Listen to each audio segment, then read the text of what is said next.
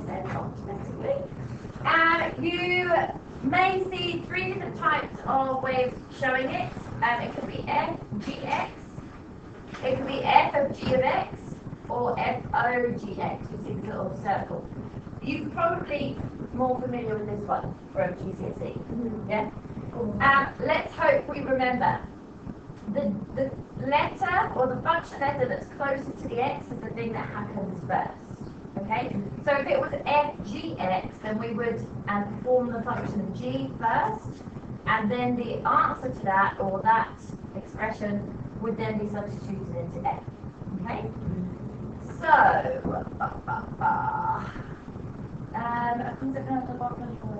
yeah, should be when you substitute in, lovely, excellent, trace the ends. Alright, so that's self-explanatory. I'm not going to, we can talk about this yesterday. So if fx is 5 minus 3x, gx is x squared plus 4, find f o g x. So we've just said that we're substituting g function into f. So our g function is this. So wherever we see an x in the f function, we're going to write this expression instead. Does that make sense? So f o g x is 5 minus 3 lots of x squared plus 4.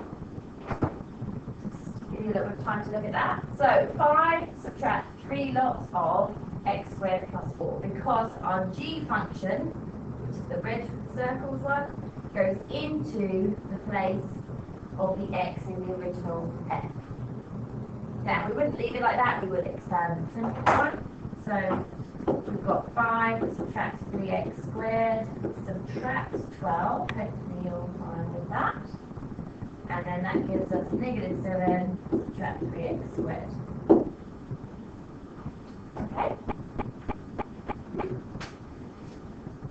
Now, if we had numbers,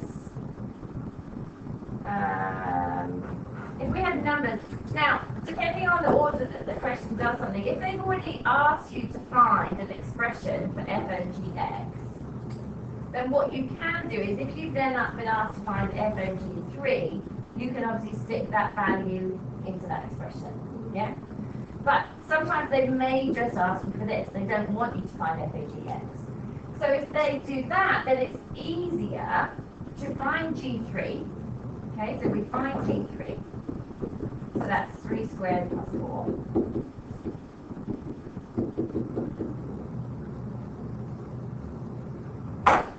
And then you're going to substitute that answer into f. So we're now going to find f of 13. That's going to be 5 subtract.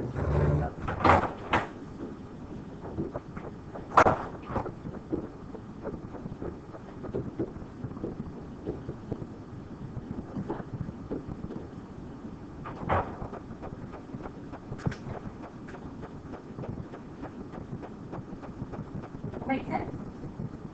Hopefully familiar. Now, I've said second method, so let's just chuck it into the expression we found just to make sure that we get the same answer. So that would be negative 7 subtract 3 lots of 3 squared. Yep. And so we've got negative 7 subtract 3 lots of 9. So negative 7 subtract, what's 9? 27 to negative 34. Thankfully, we got the same answer.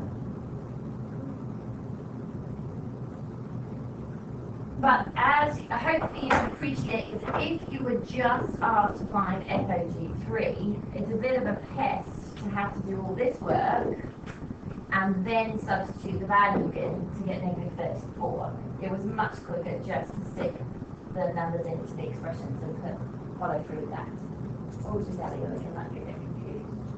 Well, how would that be easier? How would this be easier? Because you don't have to find this original expression. So we're pretending we're in a situation where they just asked us this. Okay? Yeah? So now, if they've already asked you to do that, then of course that's way quicker. You just stick through instead. But if they haven't asked you to do that, then it's going to be much quicker to get the value here. Okay? Yeah? Given the blah blah, find FOG and FOG4. Alright, so GX is this baby. We're sticking that into F. So, okay, and we're finding F of x squared minus 2, which is 2 lots of x squared minus 2 plus 1. I think I like that colour coding. So for f of g, we are finding f of the function g, so I've put that in my brackets.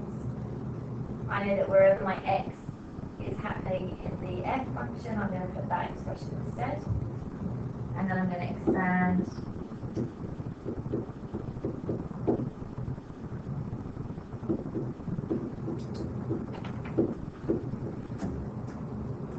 transients. If you want f of g4, because we've already got this, let's just stick f of g4. So we're going to say 2 lots of 4 squared subtract 3, 2 lots of 16, so that's 32 subtract 3, which is 29.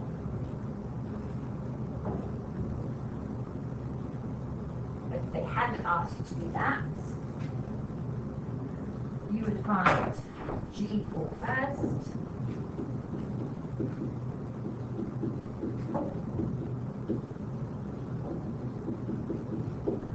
And then stick that baby into there.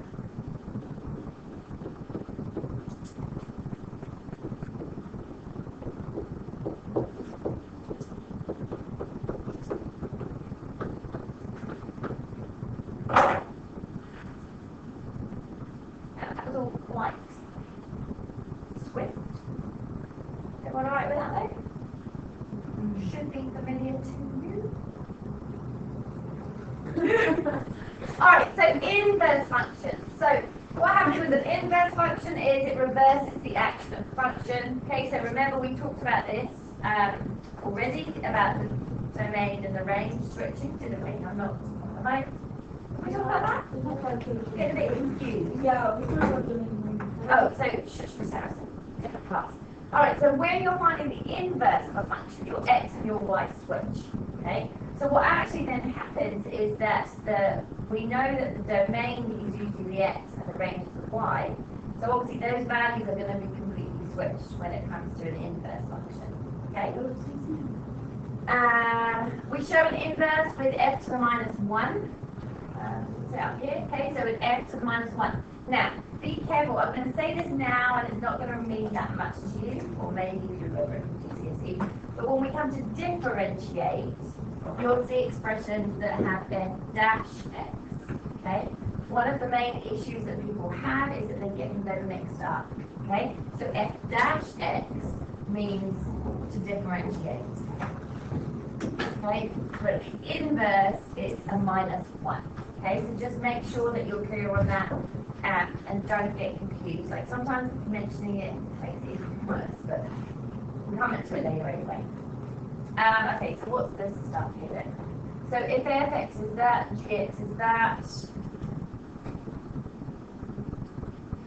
So sometimes you may, well they don't normally, they don't often have this, but if you stick the same value in, if you've got composite functions, if you're sticking one value in and you end up with the same answer, it means that they are inverses of each other, okay?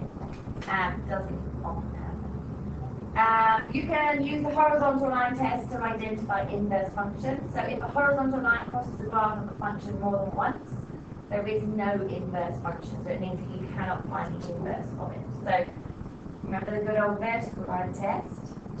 This one's a horizontal one, so this one would have an inverse. This one, oh, what's everything we always say?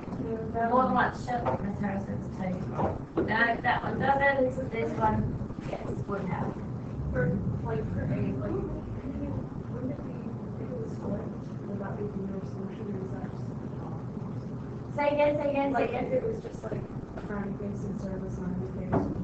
No, because we're going to come into this as well. Inverse functions are actually a reflection in the line y equals x.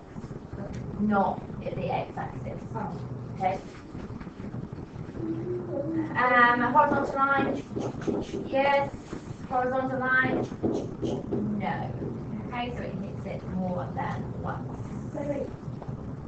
As I just said, so graphs of them are actually reflections of line y equals x, which does make sense because we've just mentioned that inverse functions are where we switch our x and y values. Okay, so all of our, as I say, all of our domain becomes our range becomes our domain. Sometimes you could well be asked, so if they gave you this red squiggly line here, they may just say, draw the inverse function. They won't say, find out the equation of it, but they would say, draw it. So you would need to know that you have to draw the line y equals x, and then you just reflect it in that line. Okay?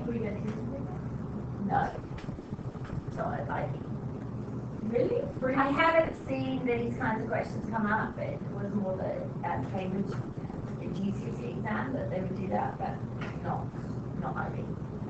So how do we find the algebraic? Well, essentially what you do is my method is that instead of fx, you're going to write y equals, just because it's easier than dealing with an fx.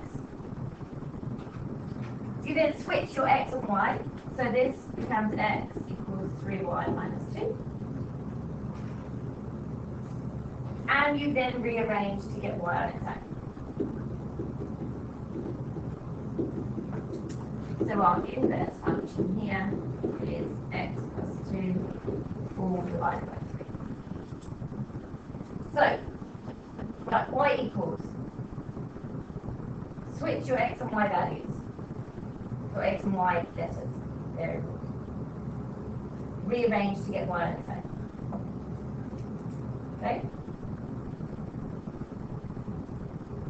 So, Alright, so some more examples. Again, same method. Y equals 4 minus 3x. X equals 4 minus 3y. I'm going to make my new subject positive, so I've got 3y equals 4 subtract x. Okay. Right, we know that we can, when we're solving equations, we can check that our answers are correct by sticking them back in to the original. You can check that your inverse function is correct by sticking your inverse into the original. Okay? So if you stick your inverse into the original, which is what they've done here, so we've got 4 subtract 3 lots of our inverse. So that becomes 4 minus 4 minus x, which is equal to x. So if you ever end up with just x, it means that those two functions are inverses of each other. Okay? So for example, a question might be that you've got f is something and g is something. If you stick that into there and you end up with x, then it means that those two are inverses of each other. Okay? And that's about it. Salut! That's the end.